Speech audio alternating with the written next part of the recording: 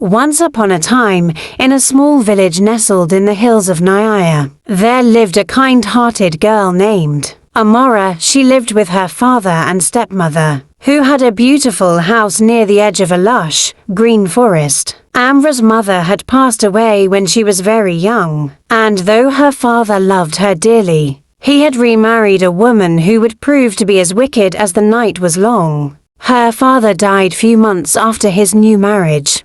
The stepmother, Mwonyi, was as cruel as she was beautiful. She would make Amara do all the hardest chores, fetching water from the river, cleaning the home, and working in the fields. While Amara worked hard all day, Mwonyi would sit by the fire, weaving beautiful baskets and singing songs that sent a cold chill through the air.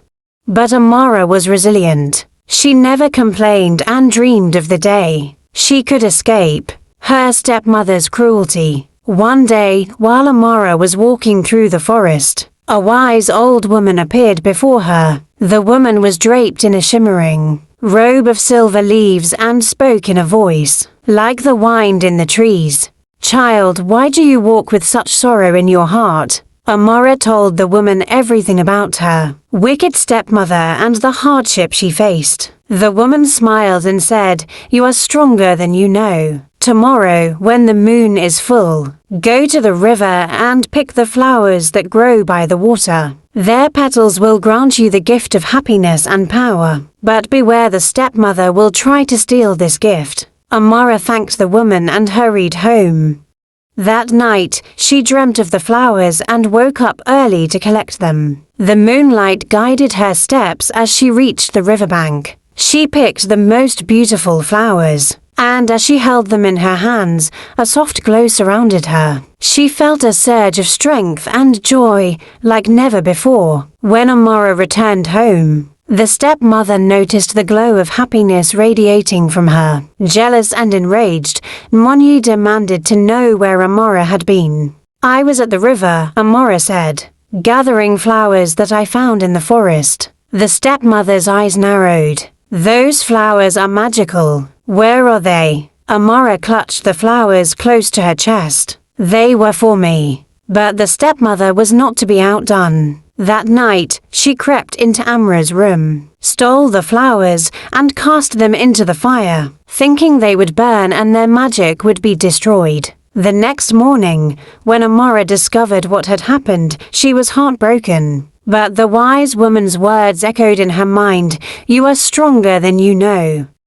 With new resolve, Amara went back to the river the very next day and gathered more flowers. This time, she carried them to the village square and placed them in front of the great fire. The flowers bloomed, and a whirlwind of light and color swirled around them. The village people gathered, amazed at the sight, the stepmother witnessing the magic again.